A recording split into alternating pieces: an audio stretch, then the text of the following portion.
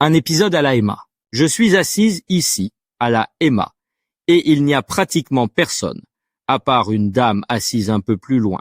Quelque chose auquel je pense sur la route, en conduisant, et c'est l'une des plus difficiles.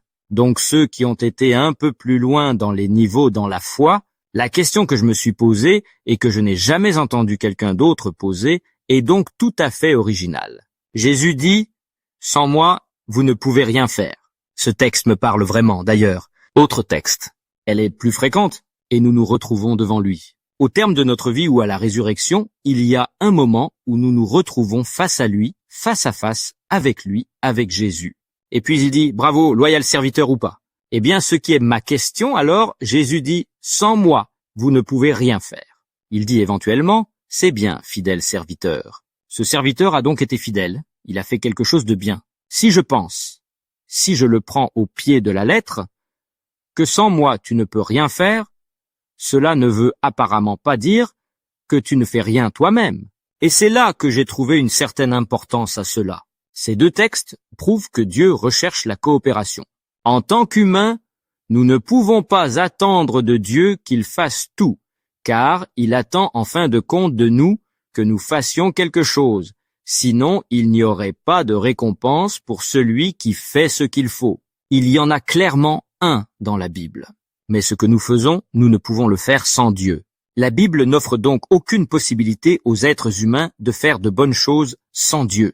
Cela n'existe pas car Jésus dit « Sans moi, vous ne pouvez rien faire ». Mais il n'est pas non plus possible que Dieu fasse toutes les bonnes choses en dehors de nous.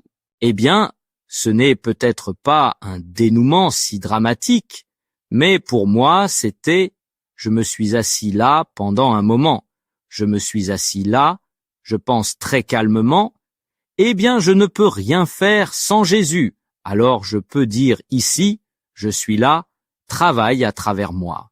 Et lorsqu'il travaille à travers moi, en atteignant les autres et en faisant des miracles, à travers moi, et que je me rends disponible en tant que récipient, et pourtant, c'est aussi, dans les sermons, j'entends que c'est important, et je crois que c'est aussi important, mais cela ne s'arrête pas là.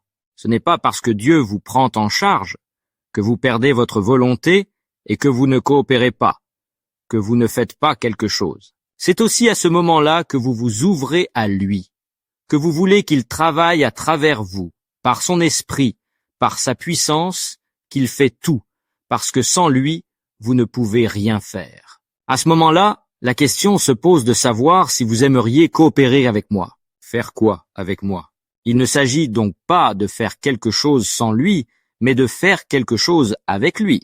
Mais vous êtes la même personne, Pete, Gretel et Marietje, qui fait ensuite quelque chose avec lui, de sorte qu'à la fin, Jésus vous dit « Bien joué ». Ce sont là quelques considérations que j'avais.